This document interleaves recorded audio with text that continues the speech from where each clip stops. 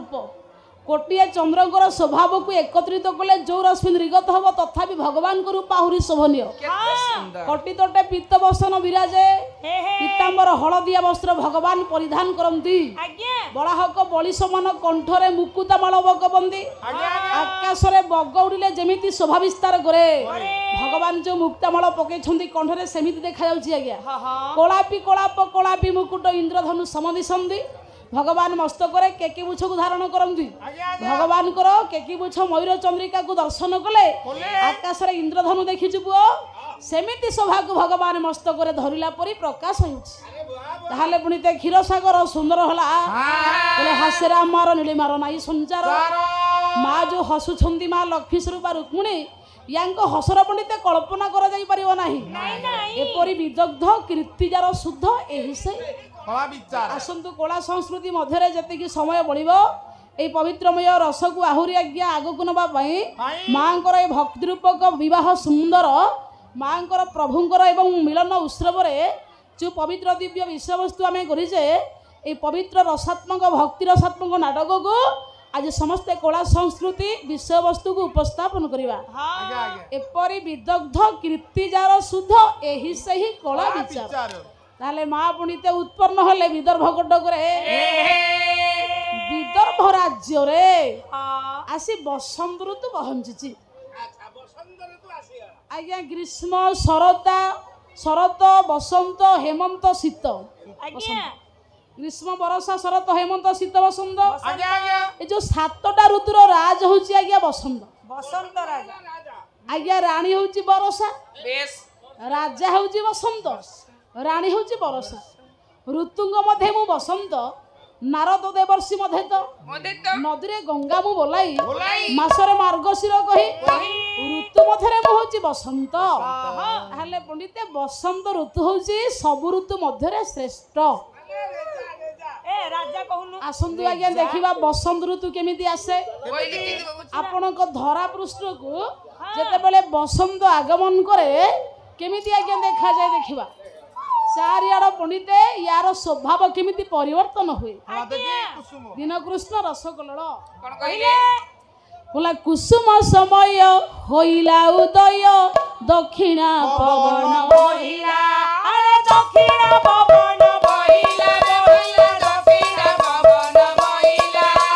कामदेव दूत होई महामत कामदेव दूत होई महामत पंचम स्वरे गाइला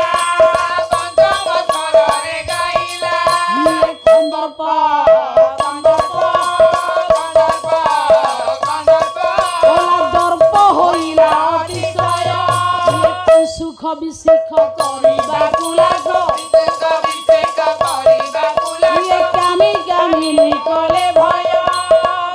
कुसुम समय आसिले दक्षिण दिगरु पवन बहे कामदेव जे कि कंदर्पंकर दूत हले कोइली पंचम स्वर रे गान करे गीत कंदर्पर दर्प आज्ञा बसंत ऋतु रे बेसी बढ़े देखंतु आम समाज कथा कहबी गोटे पदठी आज्ञा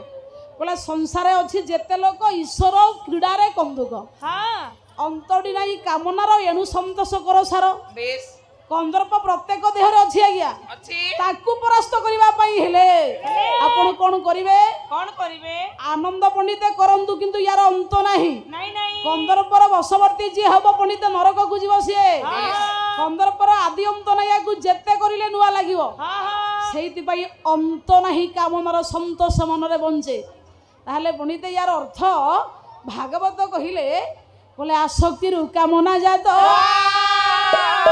कामरु क्रोध जे संभूत क्रोधरु मोह जे जन्म मोहरु गर्व जात मोह गर्भरे प्राणी जन स्मरण शक्ति हुए हीन आसक्ति कामना तैयारी हुए कामरु क्रोध आसी थाए क्रोधरु लोभ आसे लोभरु मोह आसे मोहरु मनुष्य उत्पन्न होई थाए जो पंडित मंडली ज्ञान शक्ति ज्ञान रही थाए मनुष्य भितर मोह द्वारा ज्ञान नाश हो जाए से पंडिते रामकृष्ण हरिशब्द जौन रोग को औषध जगत रे भगवान को पइबा पई ए तीनटा काम को त्याग करंतु आज्ञा जहा को गीता कहिले अहंकार बलदर्पं काम क्रोध न संश्रिता ममत्म पर देहेषु प्रतिशोध व्यसुगा ताहले बसंत ऋतु आसे पणिते आपण मानकर जते बेले धरा को वृक्ष गुडी को मुकुलित हो जाए शुष्कतरु पल्लवित हुए बसंत आसिले पणिते धरा अत्यंत आनंद रे परिपूर्ण हुए ताले कंदर पर दर्प को नाश करबा पई रामकृष्ण हरि शब्द होची मेडिसिन आज्ञा आज्ञा एक कथा में काई कहिबा विदर्भ राज्य रे बसंतम आसी आज्ञा बसंत पवन कोठु तयारी हुए कहिलु बुआ नना कहिलु बसंत पवन कोठु आसे एई गछपत्रु त आसे हां गछपत्र कवि हेले बांकानिधि दास गोटे चौपदी गाइबाई कोन लेखिले कोळ पाइनी बेसी बांकानिधि दास कोन लेखिले बोले आसीला बसंत व्याघ्र प्रबल मारियो आसीला बसंत व्याघ्र प्रबल मारियो आसीला बसंत व्याघ्र औषध मन परबतु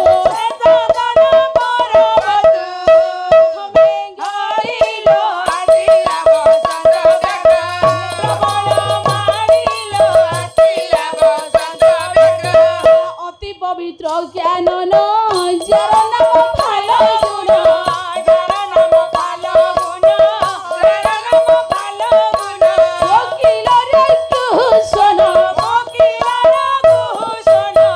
हुंकार रोइलो आसीला बसंत व्याघ्र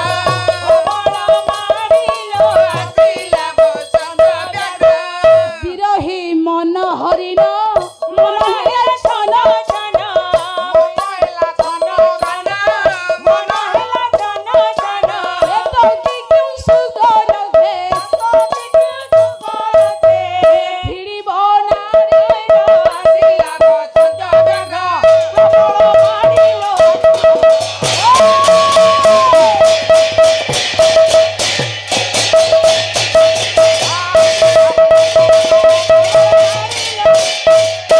बसंत आसिले पंडित मंडली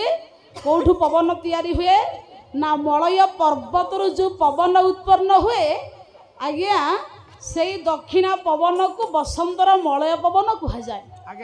ये सुमेरु सुबलया मलय हिमालय कैलाश गंधमार्दन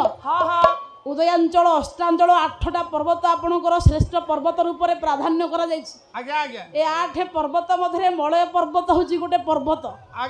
जो पर्वत रे खाली चंदन वन परिपूर्ण यही मलय पर्वत रु जो पवन तैयारी हुए ताकू पणिते बसंत ऋतुर आज्ञा सुंदर मलय पवन कह जाए से मलयर पाददेश जो पवन उत्पन्न हुए वृक्ष गुड़िक पत्र पल्लवित हुए शुष्कतरु पल्लवित हुए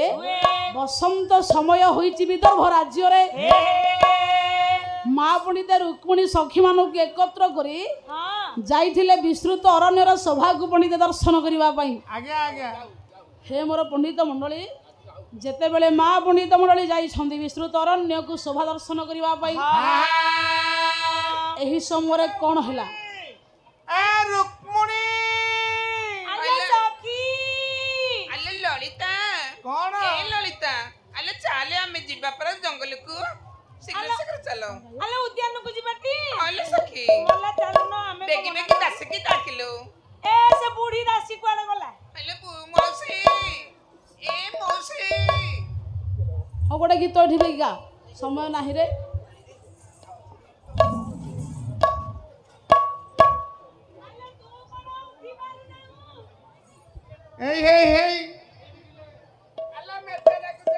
आउ का गाँ वाला को डाकुछु फोन आइला बोली कथावार्ता होतलु आला बुढ़िया लड़ी पिंदी पिंदी लुगा हां न पिंदिले को गाँ वाला जोरीमाना करूंदी नाय तते काई जोरीमाना करिए कि तू बेगी आस तू न गले मजा हबो हेलो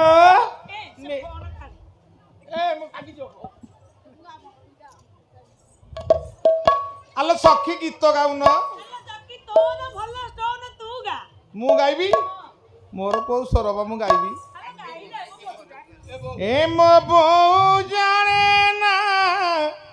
मोर मन कथा सखिला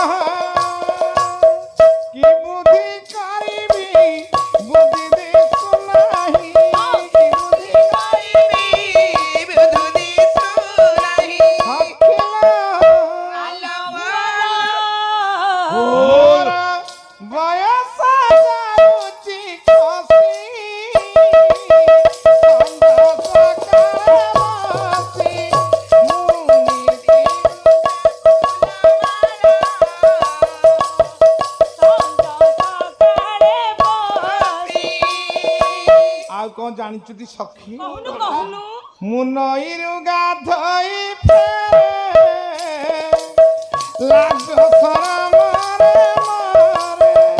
ମୁଁ ନଈରୁ ଗାଧୋଇ ଫେରେ ଲାଜ ଶରମରେ ମରେ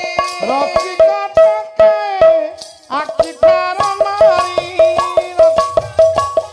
ବାଡ଼ି ପଡେ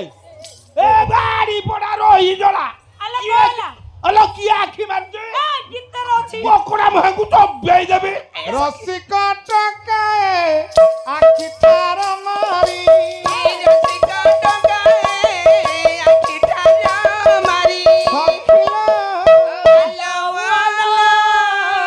মুরগি দিয়াতি হসি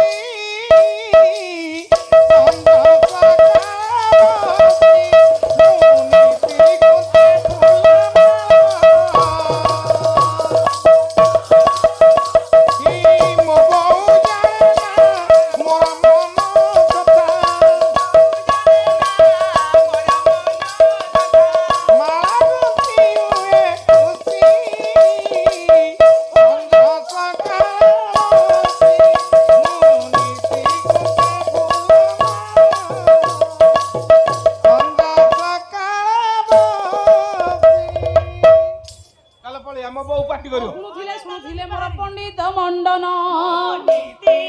ଏହିପରି ରୁକ୍ମିଣୀ ଆମଦ କରିଲେ ଦକ୍ଷିଣ ଯାହା ଯାହା ନ୍ୟାୟ ମନ ହେଲା ପଣ୍ଡିତ ମଣ୍ଡଳୀ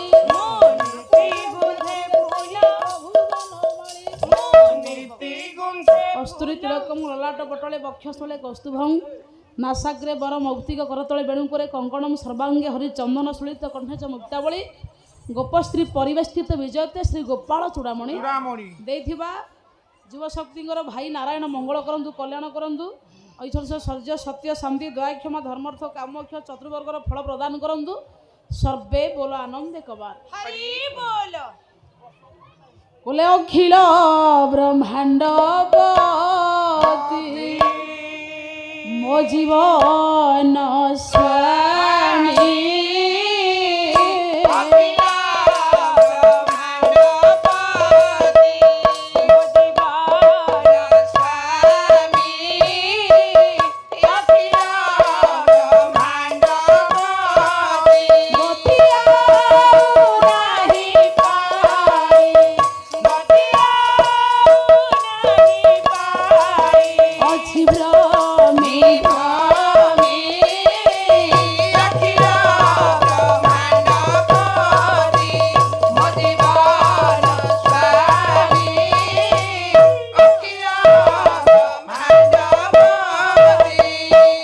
ଯେତେବେଳେ ମା ରୁକ୍ମିଣୀ ସଖୀ ମାନଙ୍କ ଗହଣ ମଧ୍ୟରେ ଆମୋଦ କ୍ରୀଡ଼ା କରୁଥିଲେ ଘୋର ବନସ୍ତ ମଧ୍ୟରେ ବିସ୍ତୃତ ଅରଣ୍ୟର ଶୋଭାକୁ ମାଲ ମା ରୁକ୍ମିଣୀ ଦର୍ଶନ କରୁଥିଲେ ମନ ଭରି ଠିକ ଏତିକି ବେଳେ କଣ ହେଲା ଦେଖିବା କଣ ହେଇଛି ରୁକ୍ମିଣୀ ପରିଣୟ ପ୍ରବନ୍ଧ ପୂର୍ଣ୍ଣଚନ୍ଦ୍ର ଯଦୁମଣି ମହାପାତ୍ର ଲେଖିଲେ କବି କହିଲେ ଅମର ଜ୍ୟୋତିୟ ମୋର ମାରେ କେ ଗତି ରଚୁଥିଲେ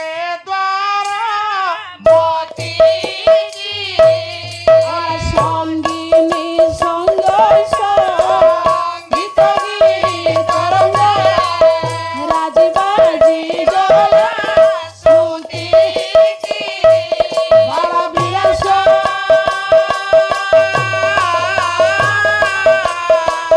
বনে প্রবেশ বলে অঘ কর্তন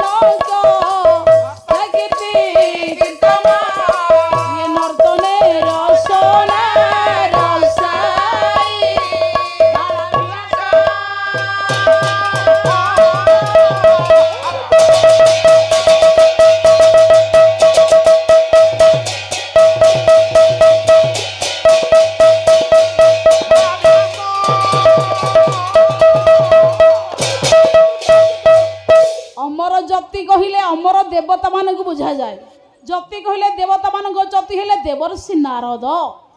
रचुथिले द्वारावती की भगवान कृष्ण को देखिबा पई द्वारिका जाउथिला बेले आज्ञा आज्ञा हौ हौ ଏତିକି ବେଳେ ପଣ୍ଡିତେ ବାଳମାନଙ୍କର ବିଳାସ ସ୍ଥଳ ମଧ୍ୟରେ ନାରଦ ପହଞ୍ଚିଲେ। ମାଲ ରୁକ୍ମିଣୀଙ୍କ ସହିତ ଦେବର୍ଷି ନାରଦଙ୍କର ଦେଖା ହେଲା। ନାରାୟଣ ନାରାୟଣ ନାରାୟଣ ଅଘ କର୍ତ୍ତନ କର୍ତ୍ତା କୀର୍ତ୍ତି କୀର୍ତ୍ତନ ନର୍ତ୍ତନେ ରସନା ରସାଇ। ଅଘ କହିଲେ ପାପ, ପାପ ପାପକୁ କାଟେ ଭଗବାନଙ୍କ ନାମ। ନାମକୁ ତୁଣ୍ଡରେ ଚର୍ବିତ କରି ଉଚ୍ଚାରିତ କରି ନାରଦ ଆସି ପହଞ୍ଚିଲେ ମା ରୁକ୍ମିଣୀଙ୍କ ପାଖରେ। ଆଚ୍ଛା ରୁକ୍ମିଣୀ ଦେଖି କଲେ କଣ? ଉତ୍କଳର ଘଣ୍ଟ କବି ଯଦୁମଣି ମହାପାତ୍ର ଗୋଟାଏ ପ୍ରବନ୍ଧ ପୂର୍ଣ୍ଣଚନ୍ଦ୍ର ଛାନ୍ଦରେ ରଚନା କଲେ। କଲେ କର କଦନ୍ତି କର କନ୍ଦ ଝଟତି କୋରକିତ ହେଲେ ଦେଖି ଯେ କୋରକିତ ହେଲେ ଦେଖି ରେ ବୋଲା କୋରକିତ ହେଲେ ଦେଖି ଯେ ଇଏ ବଲଖି ଅକ୍ଷମାଳାକୁ କଥା କଲେ ବଲଖି ଅକ୍ଷମାଳାକୁ କଥା କଲେ ଅତି ପୂର୍ଣ୍ଣେ ଦେଲେ ଅତି ପୂର୍ଣ୍ଣ ଦେଲେ ରହି ଆନମ୍ରେ ଆନମ୍ରେ ରହି ଆନମ୍ରେ ଆନମ୍ରେ ଅଞ୍ଜଳି କରି କର ଦୟା ବିହି ଯତନେ କଲ୍ୟାଣ ବୀଜ ବିହିଏ ଜଗନେ କଲ୍ୟାଣ ଘେନି ମୋହି ଗଲେ। ମା ମାନେ ଯେତେବେଳେ ମାଙ୍କର ପାଖରେ ଆସି ରୁକ୍ମିଣୀଙ୍କ ପାଖରେ ପହଞ୍ଚିଲେ ନାରଦ, କବି କହିଲେ ସେତିକି ବେଳେ ମା ରୁକ୍ମିଣୀ କଣ କଲେ? କଲେ କର କଦନ୍ତି କର କନ୍ଦ ଝଟତି କୋରକିତ ହେଲେ ଦେଖି ଯେ ହାତ ଦେବର୍ଷିଙ୍କି ଦୁଇଟି ଦେଖି ହଁ ମାନେ ସଙ୍ଗେ ସଙ୍ଗେ ହାତ ଦୁଇଟିକି ଯୋଡ଼ିଦେଲେ। ନାରଦ କଲେ କଣ? ବଲକି ଅକ୍ଷମାଳାକୁ କକ୍ଷ କର୍ଣ୍ଣେ କହିଲେ ବୀଣାଟାକୁ କାଖରେ ଜାକି ଦେଲେ, ହଁ ଅକ୍ଷମାଳାକୁ କର୍ଣ୍ଣରେ ଗୁଡେଇ ଦେଲେ, ରହି ଆନମ୍ରେ ହଁ। ଅଞ୍ଜଳି କରି କର ଦୟ ହଁ କହିଲେ ବିହିଜ ବିହିଏ ଯତନେ କଲ୍ୟାଣ। ମାନେ ଦେବର୍ଷି ନାରଦ ରୁକ୍ମିଣୀ ନମସ୍କାର କଲା ପରେ ମାଙ୍କୁ ଏକ ପବିତ୍ର ଆଶୀର୍ବାଦ ପ୍ରଦାନ କଲେ। କହିଲେ ହେ ରୁକ୍ମିଣୀ ତୁମ ଭକ୍ତିରେ ମୁଁ ସନ୍ତୋଷ ଲାଭ କରି ତୁମକୁ ଏଇ ଆଶୀର୍ବାଦ ଦେଉଛି, ଏ ଜନ୍ମରେ କୃଷ୍ଣ ତୁମର ପତି ହୁଅନ୍ତୁ। ତାହେଲେ ପଣ୍ଡିତେ ନାରଦ ଆଶୀର୍ବାଦ ଦେଲେ କାହାକୁ? ନା ମା ରୁକ୍ମିଣୀକୁ। हे देवर्षि ହଁ ये कृष्ण देखिबाको केमिति ताको गुणगान टिके मते कहि दियंतु गुरुदेवर्षि ଶୁଣନ୍ତୁ ରୁକ୍ମିଣୀ ଭଗବାନଙ୍କର ପଣ୍ଡିତେ ମହାନ ମହିମା ପରେ ଆଲୋକପାତ କରିବା ପାଇଁ ନାରଦଙ୍କୁ କହିଲେ ମା ବୋଲେ ଦୟାକରି କୁହନ୍ତୁ ମତେ କୃଷ୍ଣଙ୍କର ମହାମହିମା ଉପରେ କିଛି ତଥ୍ୟ। ମୁଁ ଆପଣଙ୍କୁ ଦଣ୍ଡବତ କଲା ବେଳେ ପ୍ରଣାମ କଲା ବେଳେ କୃଷ୍ଣ ମୋର ସ୍ୱାମୀ ହେବେ ବୋଲି ମତେ ଆପଣ ଆଶୀର୍ବାଦ ପ୍ରଦାନ କଲେ। କହିଲେ ପ୍ରଭୁ ଭଗବାନଙ୍କ ମହିମା ଟିକେ ଶୁଣିବାକୁ ଇଚ୍ଛା ହଉଛି। କହିଲେ ନାରଦ ପଣ୍ଡିତେ ଭଗବାନଙ୍କ ମହିମା କହିବେ। ताको कथा टिके ତା ମହିମା କିଏ କହିବ ଆଜ୍ଞା? बोला যত বাইমানি ভূতানি জয়ন্তে জেন ব্রহ্মাণ্ড बोला জাতানি জীবন্তি যত ব্রয়ন্তি বিশ্বসি শিষ্যন্তি অহন্ত্বা স্বার্থভূতানি ভূতাত্মা ভূত ভাবন